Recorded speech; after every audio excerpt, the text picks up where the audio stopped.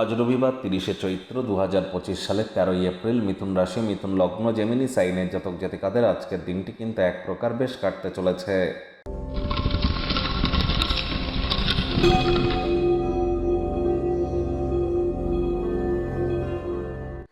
ভিডিওটির শুরুতে আপনাদের সকলকে ডক্টর B.R. আম্বেদকর জয়ন্তীর হার্দিক শুভেচ্ছা ও অভিনন্দন রইল। সংবিধানের রচয়িতা তিনি, ভারতের সংবিধানের জনক তিনি। অবশ্যই তার আচার ব্যবহার, তার কৃতিত্ব এ সম্পর্কে আমাদের অবগত হওয়া উচিত। আজ যেহেতু রবিবার, তাহলে অবশ্যই সূর্যদেবের প্রণাম মন্ত্র ওম জবা কুসুম শঙ্কাশং কাশ্যপেয়ং মহাদুতিম ধান্তারিং সর্বপাপঘ্নং প্রণত হস্মি দিবাকারম, এটি আজ আপনারা সকালবেলা 7 বার জপ করে দিন শুরু করুন। আপনারা অর্ঘ্য দেওয়ার স্টাইলে বা তর্পণ করার স্টাইলে সকালবেলা 7টার মধ্যে আপনারা নদীতে স্নান করে সূর্যের আলোর নিচে আপনারা যদি এই মন্ত্রটি 7 বার জপ করতে পারেন উপকৃত হবেন। সাদা, গেরুয়া, লাল বা অরেঞ্জ কালারের আপনারা ড্রেস কিন্তু আজ আপনারা পরিধান করতেই পারেন। রবিবার ছুটির দিন, যদি বাড়িতেই থাকেন আয়েস আমোদ প্রমোদ বিনোদনের মাধ্যমে কাটান। আসছে সপ্তাহের জন্য শক্তি সঞ্চয় করতে পারবেন।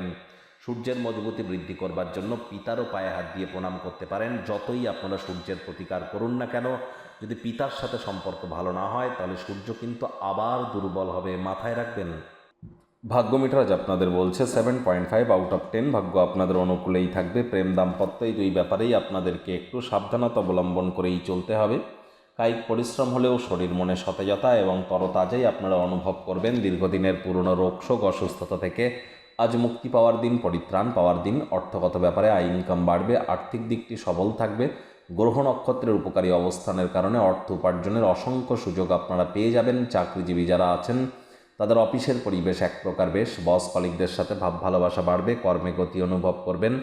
নিজের মেধা, দক্ষতা, ট্যালেন্টের দৌলতে প্রশংসার পাত্রপাত্রীও আপনারা হতেই পারেন। রবিবার হলেও অনেককে কিন্তু অফিসে যেতে হয়।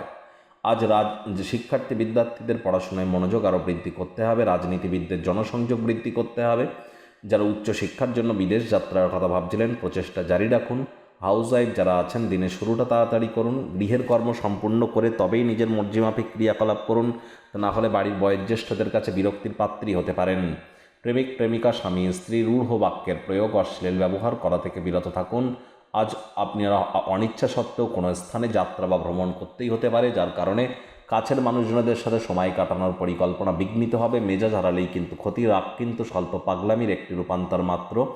আজ কোনো অনুষ্ঠানে আপনারা যেতেই পারেন, সেখানে মদ্যপান করা থেকে বিরত থাকুন। পরিবার পরিজন, নিকটের স্থানীয় ব্যক্তিবর্গ, বন্ধু স্বজন সকলের সাথেই ভাব ভালোবাসা বাড়বে। তাদেরকে বোঝাতে সক্ষম হবেন যে আপনি তাদের ভালোবাসেন, কেয়ার করেন, পরোয়া করেন।